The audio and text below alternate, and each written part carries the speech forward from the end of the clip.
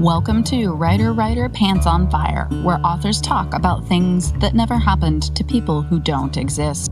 We also cover craft, the agent hunt, query trenches, publishing industry, marketing, and more. I'm your host, Mindy McGinnis. You can check out my books and social media at mindymcginnis.com, and make sure to visit the Writer Pants on Fire blog for additional interviews, query critiques, and more at writerpantsonfire.com.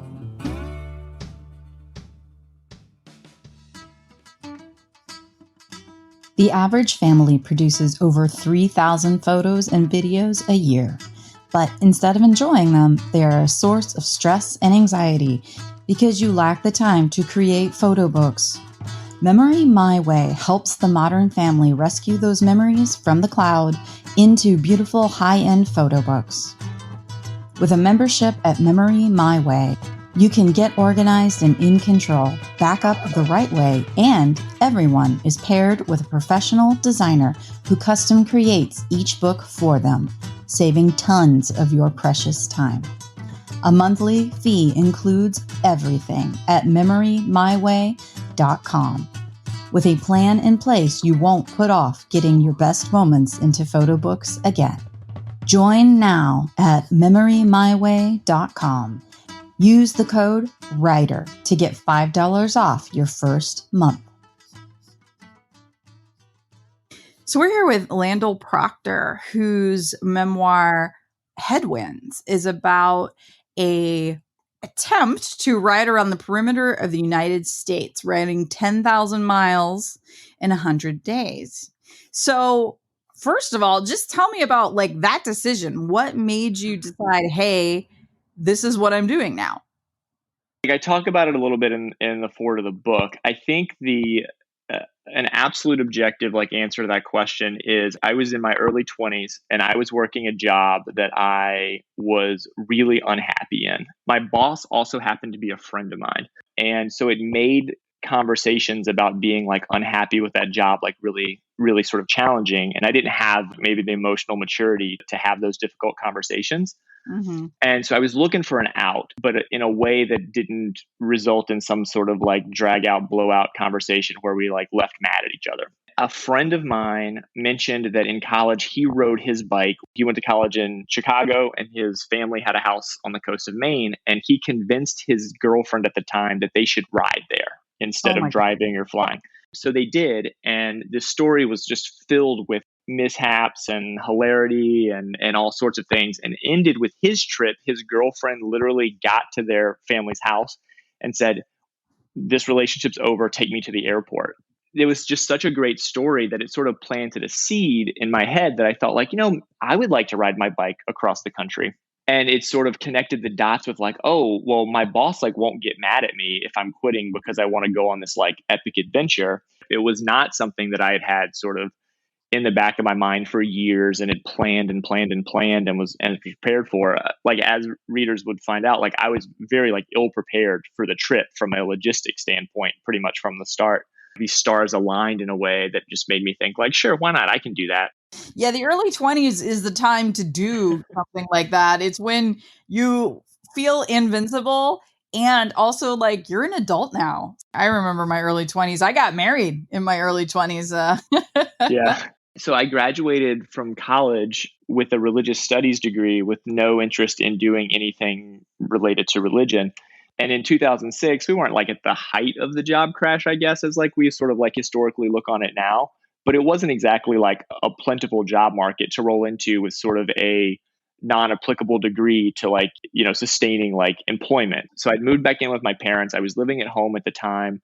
All the ways embarrassing. But what it did do is it lent me the opportunity to be able to do this trip because I had no obligations. I didn't have rent that I had to pay when I was gone or a lease to get out of. I wasn't in a long-term relationship. So the timing in that aspect also worked out.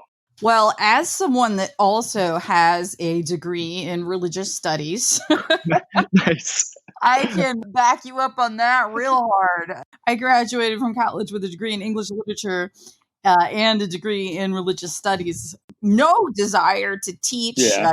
have the qualifications to teach either. I didn't major in education. So I didn't want to teach, and I didn't want to go in the ministry in any way. And I was like, well, I mean, I feel very educated, but I'm not employable. So I got married. Like, that was my answer. Yeah. You moved in with your parents. I got married. Interesting, the freedom aspect being a huge contributor to your decision. I really like that. So how much time had passed then in between you making this trip and then making the decision to write it down? Right before I left for the trip itself, a friend of mine who was like a critical component to just me even being able to like get myself together in the capacity of like acquiring equipment and plans and things like that. Right before I left, he like handed me a moleskin journal. He's like, your book will come from here, you know? And at that time, it wasn't a thing that I'd even considered.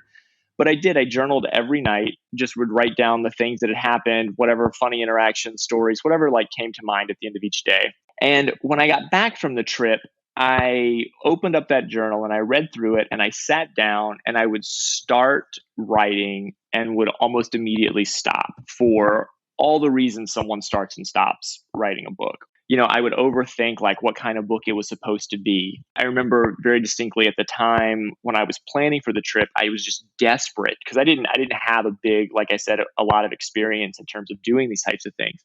So I was desperate to just read other people's experiences and what they encountered or what they did. And from a bike packing, which the term didn't even exist in 2006, but from a bike packing experience, like no one had written about that. There just wasn't anything out there. And so I ended up reading like Bill Bryson's like A Walk in the Woods. They weren't helpful from a like, here's how you do this and don't die Yeah. perspective. And so when I got back, I was like, well, maybe that's what I should write about. And then I was like, well, but like, I didn't even, you know, like spoiler, like I didn't even finish like my set out loop of the country. Like who's going to take my advice on like how to do this thing, you know? And so I could never get settled on like what the book was supposed to be. And I would also get caught up in like self-doubt and like, oh, who wants to read anything I'm going to write and those types of things. And so the project always just got pushed aside. Fast forward then like many, many years. So in the fall of 2019, me and my ex-wife, who we were living in Detroit at the time, decided we didn't really want to live in Detroit anymore. Neither one of us wanted a custody battle with our kid. We sat down and figured out a place that we could move together. And we settled on Berkeley, California. I'm a software developer. I was kind of burned out from it. And so I took the opportunity during that move to just not look for another job. You know, I had some savings. I was going to be able to sustain myself. And I thought, you know, now's the time. Yeah. You know, now's the time to like write that book. And I still didn't quite know what kind of book it was going to be. But I guess like just with like age and some maturity, I had decided that I wasn't going to let that be the thing that got in the way this time. I was just going to start writing the stories, see what it ended up being. And I hoped that it would like inform itself through the process. And so it was 14 years between coming back from the trip and before I actually sat down and, you know, hammering out pages. Like personally, I've never written a memoir, but I really do think that would be a great approach because you have distance from those experiences and those stories. Yeah. And you're actually coming to those journals and to your own writing in that period of your own life with a different perspective than you had in that moment because you have 14 more years of experience. What was your experience then coming back to these stories 14 years later? Were there things that you had forgotten? Were there things that surprised you? Were there things that you were like, man, I wish I would have done that differently?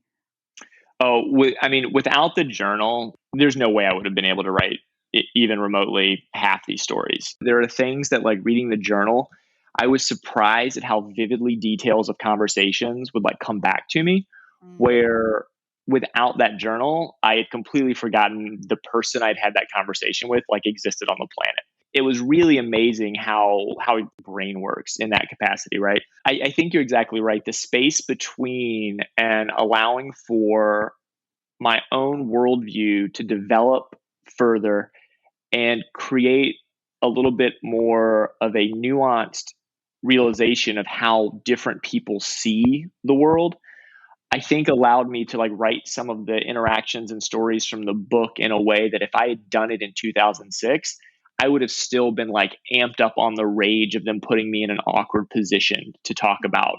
I got proselytized quite a bit by people that I would stay with. And at the time, and I didn't want that. I didn't ask for them to be like concerned about my soul. I would be like really angry that this was happening to me. If I had written that in 2006, I would have been like, these assholes, blah, blah, But I just think like the way that I wrote it now with some space, I'm like, they view things differently than me.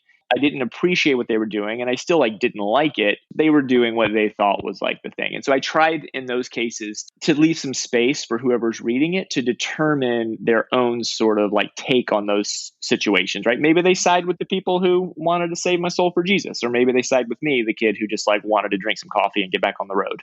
2006 version of me would have been like, you must side with me on this. Yep. Yeah, your 20s are kind of polarizing. You're always right. I truly wish I would have kept a journal when I was younger, not necessarily in my 20s, perhaps in my teens.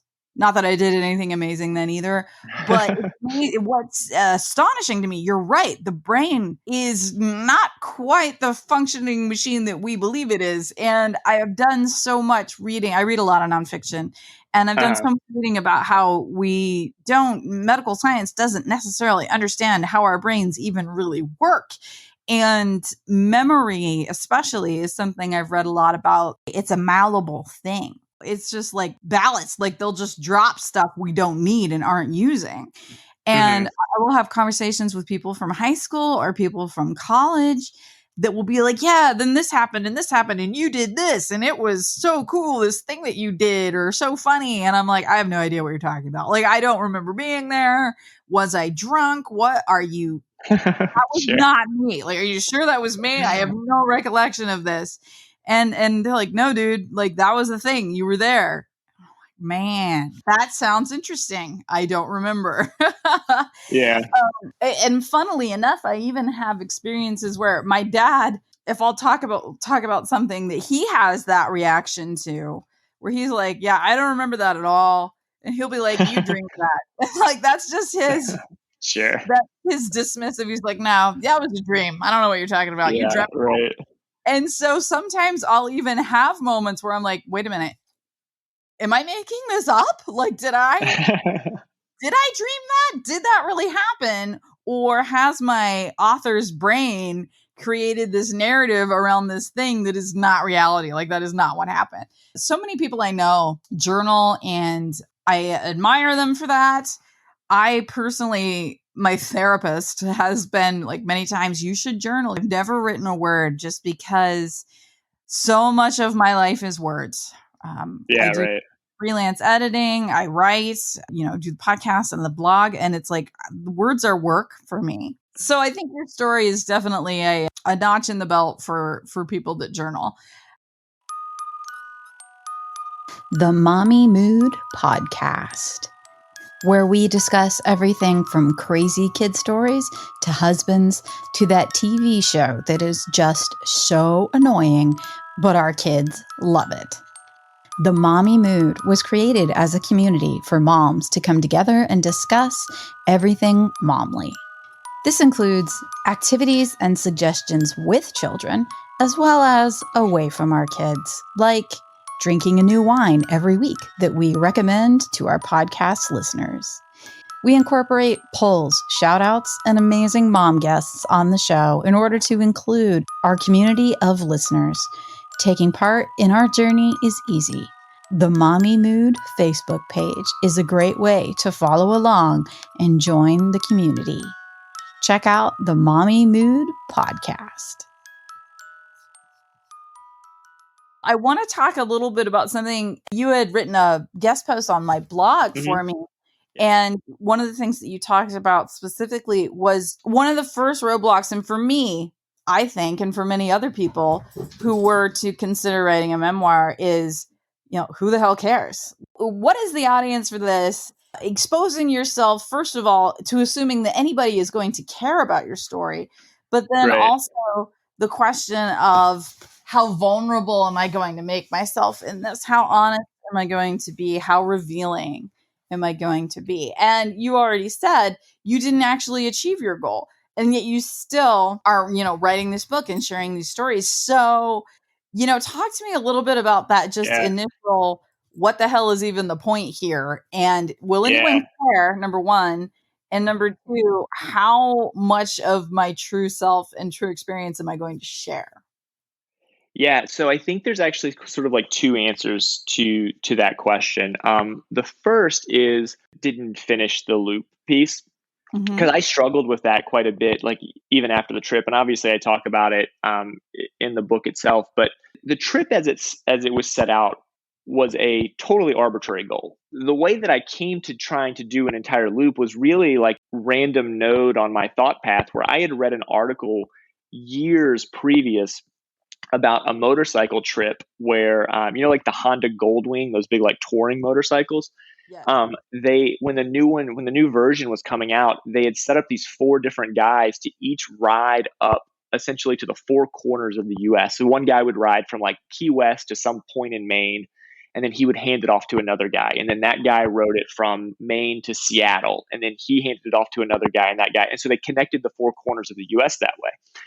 And so as I was thinking about the trip, and most people just ride across the country, again, like early 20s bravado, I was like, I guess I could ride across the country, but instead I could also, and I had thought back to this article, and I thought I could connect all four corners and not realize how absurd that would be, but also how arbitrary that was as well. Mm-hmm. It was absolutely my goal to complete that loop, but it was also completely invented by me. Still, I did not accomplish what I'd set out to do. That really grated on me for just years. And then Cheryl Strayed, and I'm not comparing myself to her in any capacity as a writer, but Wild came out. Right. And then here was a story of someone who had gone on this established hiking route, the PCT, and she didn't finish it.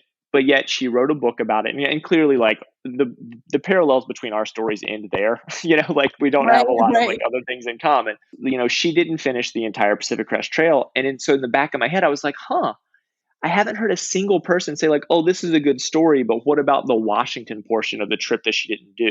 Realizing that did not make me immediately like run to my computer and start writing. It was still years before I sat down and wrote Headwinds, but it did at least plant a seed that like, oh, like maybe like the sort of my own internal hang up on not finishing isn't as big of a deal to other people as it has been to me. And maybe there's something in that to be like poked at and prodded. And so what made me think that people would want to read it? I don't know if they do want to read it. There's a lot of people that were like integral parts of this trip that I sort of like always wanted to tell them all of the stories, Mm-hmm. but never had time, invite them over for dinner and say, here, please sit while I hold court for, 10 hours and tell you every story of my bike trip, right? And so there was just lots of stories. There's lots of funny stories that make the highlight reel as I'm like sitting around with friends in bars. I accidentally spent the night at a nudist colony. And by the accident part, I mean my mom set me up to do that, like sort of, and did not inform me ahead of time until large naked people on golf carts were like driving past me as I like made my way to the office to check in. Those stories would make the rotation, right? Like somebody's like, oh, like tell me about your trip. And I'd be like, everybody thinks the nudist colony story's funny, so I'll tell that one. But there's Right. lots of other stories that never got told. I wanted to tell to the people who like really helped with the trip. Just yesterday, in fact, I got a text message from one of those people. She was like, look, I don't read any books slowly, but I'm reading yours so slow because while I thought we talked about it a lot and I knew a lot of these stories, she's like, I'm discovering new things that like I had no idea about. And I'm just really enjoying the rest of the stories that she was unaware of. And so I think like when I sat down to write it, I didn't know who would be interested, but I sort of viewed it as a very long thank you note to the people that helped the trip come to fruition way back in 2006. I didn't and I don't have grand aspirations for this book to like change the way that I support myself or my family. Mm-hmm. And so I think taking that pressure off of it allowed me to worry less about like who would potentially want to read this thing and know that I had like an audience that I just wanted to tell these stories to as sort of a thank you. And then if I can get even more people to read it than that, then that's great. That's fantastic. That's just icing on the cake. I love what you're saying about arbitrary goals, especially because I have always been an athlete. As an adult, I certainly haven't been competitive. But when we went into lockdown last winter, my gym closed, Right. and I was like, oh crap, because I had always been active. But I went to the gym. It's a CrossFit gym. I went to the gym like twice a week. That was kind of it. So when everything shut down, I was like, oh man, you are going to have to do this on your own. You're going to have to make your own rules. So, I went, and my gym was posting workouts online for you to do at home. So I went to town and I bought myself a kettlebell and a wall ball and some free weights. I started running. I've never been a runner. I've never been good at running. I played softball and basketball. Running was punishment for doing your actual sport wrong. I live in the middle of nowhere. And in the lockdown world, it was just like, well, you have all the time ever. And running is free. So go do it. Sure. So I started running. And I was working out every night. The very first time in my life, I ran a mile. The only reason I even managed it was because it was very, very foggy out. So I couldn't see the stop sign that represented the mile because it was too far away. So I had no idea really how much longer I had to go. I just kept going. Yeah. And I was That's like, great. and then I got there and I'm like, I actually feel okay. So the lockdown helped me get to a point where I could run a 5K pretty much like every morning. I would wake up, run a 5K, and then I worked out in the evenings. And I am here at 41, probably the healthiest and the strongest that I've been in my life. All that being said, last night I go to the gym and we had a CrossFit workout. It was a good workout. I won't recite the whole workout, but it was 100 reps of 7 different movements. And the very last one was a burpee. We had to do 100 burpees at the end of the workout. It sucked. And it's like when I saw the board, I was like, oh shit. Yeah, I didn't do it. Like I actually could not do it. So we did like, I think, 100 wall balls, 100 sit-ups, 100 push-ups, 100 whatever's squats. And then it was time to do 100 burpees. And I think I did 50 and I quit. And I have never quit a workout before, ever. And I came home last night just feeling like shit. I was like, dude, what the hell's wrong with you? What is wrong with you? You couldn't do 100 burpees. I stopped and I thought about it. I was like, okay, however, a year ago, you couldn't have done the first 2 reps. Like you couldn't have done the first 2 activities. So shut the hell up, Mindy. And so I do think we set these arbitrary goals for ourselves. Good for us for being humble people. But if I don't hit my goals, I'm just like, you're a piece of shit, right? It's like, I'm pissed at myself. Yeah. And I don't recognize everything that I did right up before I quit. You'll go back to your CrossFit gym the next time and everyone will be happy to see you, and they'll be like asking you how your day's been going, what have you been up to? And then, no one's going to say like, hey, what have you done to improve on those like 50 burpees that you didn't do? That was my experience too. Like I got home, I got back to my folks' place and I just was like hiding in my bedroom there, hoping that like, I didn't even tell my friends that I was back, and I guess like someone saw me. My buddy Carrie like texted me. And he's like, hey, rumor has it you're back in town. Is that true? And I was, like hesitantly, I probably like wrote like 4 different responses before finally sending off like, yeah, I'm back. And he's like, cool, let's go to dinner and you tell me some stories. Nobody cared. No one cared that I didn't complete this like full loop. Like every person that I was nervous that I had let down in some capacity they just wanted to hear stories. They wanted to tell me how happy they were that I didn't die. Like apparently a lot of people thought I was going to die. So they were just all very, very happy to do that. And another component of the trip was I raised money for the local Meals on Wheels program.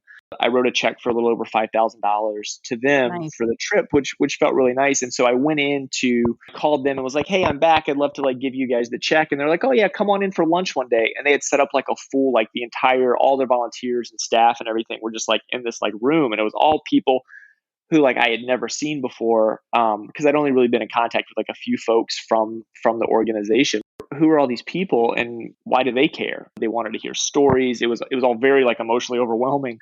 It sort of reiterated that, yeah, like these are arbitrary goals. They're great to set. You should obviously work very hard to achieve things that you set out to do. But sometimes the failure part of that is more in our head than maybe like our peers or friends like care about. Absolutely.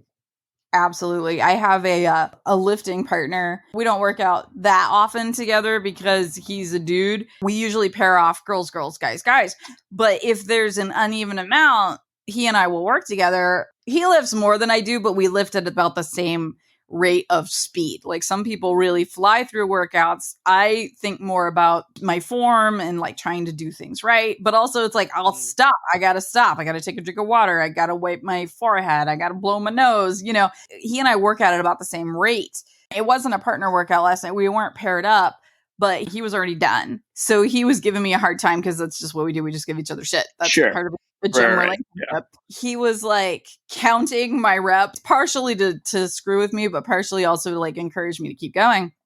And I hit 50 and I looked at the clock and I'd been working out for 45 minutes and I was like, I'm done. And he's like, no, come on. He's like, you can do this. You only have 50 more left. I was like, no, dude. I was like, I actually can't. I was like, I physically am not able to do 50 more burpees. It's not going to happen. And, at first he did what a good training partner does, which is like, yeah, you can. Come on, let's go. And he's even like, I'll do them with you. Let's go. And I was like, no, Yeah. I'm done. And he saw it in my face that I was done. And he's like, okay. He's like, that's cool. That's cool. I'll leave you alone. Yeah. Good workout. He's going to, I'm sure, give me shit about it tonight. He will also be glad that, like you said, be glad that I show up and that I come back. It was the first time I'd ever quit a workout. He's still my friend and is still impressed that I show up every day. So, Sure. it's like, Yeah, so absolutely. I couldn't do 100 burpees at that particular moment in my life. I thought I was going to puke. I have yet to puke at the gym. I have pissed my pants, but I have not puked yet. I've never had that experience, but I've vomited during workouts before. But I think sometimes just because I thought if I did, it'd make for a better story to tell my friends afterwards. I'm not sure that it was really necessary. I worked out so hard that I puked. I was pretty proud of pissing my pants, to be honest with you, because that's Nice. like a rite of passage. So I told everybody, I was like, guys, I just pissed my pants. It's a lot easier for women to pee their pants than it is for men. I'll just say that. Make your pages look professional with Vellum. Margins, headers, page numbering, font, line spacing all happen automatically with every book you create. Generate ebooks for Kindle, Apple Books, Kobo, and others, or deliver a beautiful print book to your readers. Visit tryvellum.com/pants to learn more. Vellum. Create beautiful books. Last thing I want to talk to you about is the decision to actually move towards publishing. So you'd written the book, you had the book. Now you're at the moment of deciding the method, the mode of publishing. So there's traditional publishing, attempting to get an agent and move through the traditional publishing world, or self-publish or use an indie publisher. So what was your process there? I had a manuscript, right? So I sat down and I wrote the whole thing out and had a first draft. I thought that my best, again, going back to the idea that if this thing turned out to just be a very long thank you note to the people that helped, I was going to be totally content with that outcome. And so from that point, I was like, okay, well, I want to keep working towards that goal so that I have something to be able to give to people.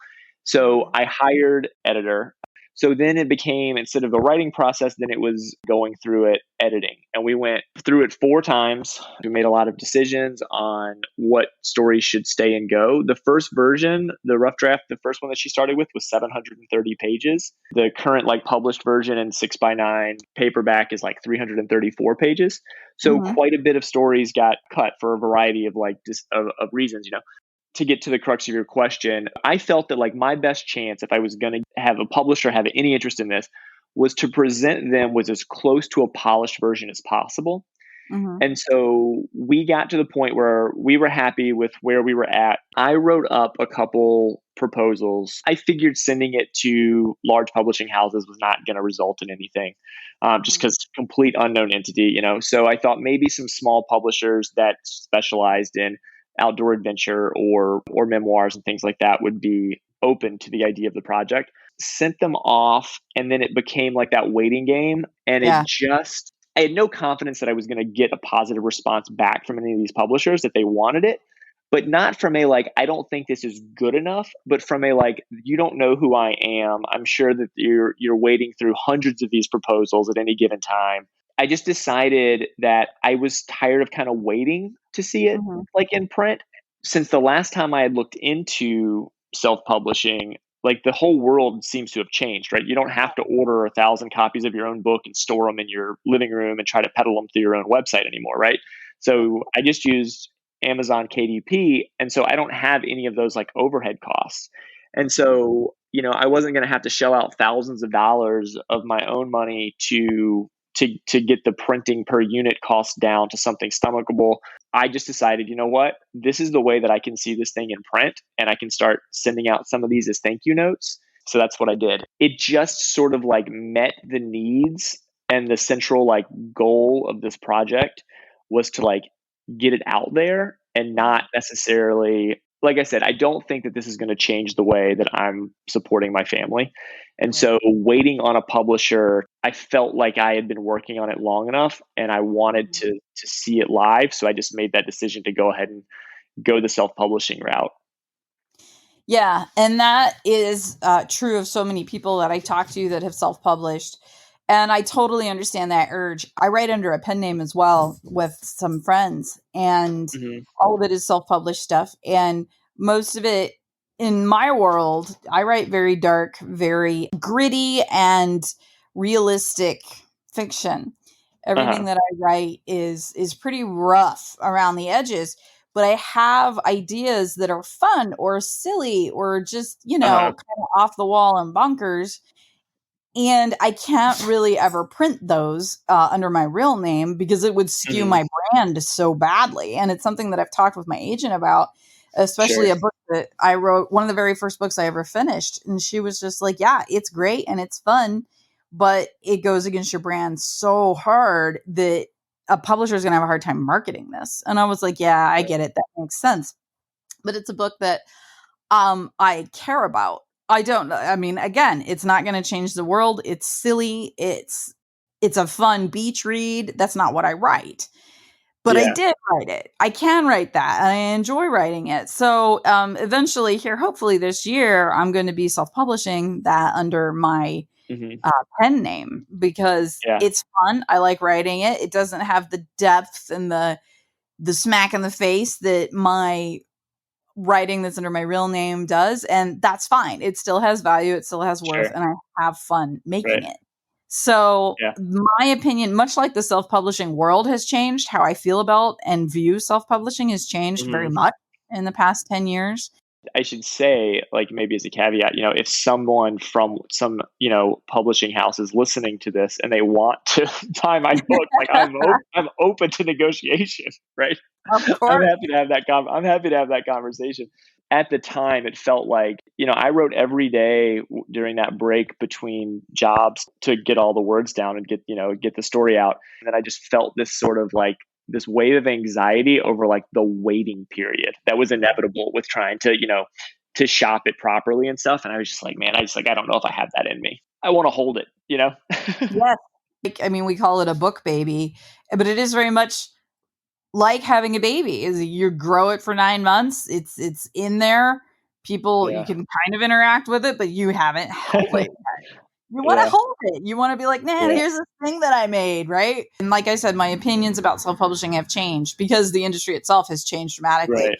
But I would never tell someone that they have made a mistake or gone the easy route by going self-publishing. It has its own trials and tribulations, and they're different from trad publishing, but they're there. There's also like a couple other like independent authors that I discovered who started with self-publishing too, and I enjoyed their books so much, and I was like, man, these guys are such talented writers that Like if they're as good as they are and they self-published, it sort of took some of that. If there was going to be a stigma about it, which I didn't really feel, but if there was, like that would have completely taken it away. These guys are great. The pool of talent in self-publishing is very, very different than it was 10 to 15 years ago, for sure. Last thing, why don't you let listeners know where they can find the book, Headwinds, and where they can find you online?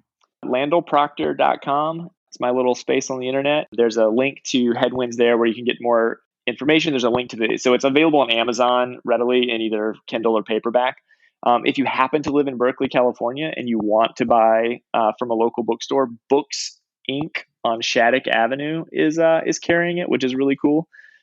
So there's a couple copies available there. I'd love for them to get purchased, so they want more of them. You can find me on Instagram at Landall, Landall.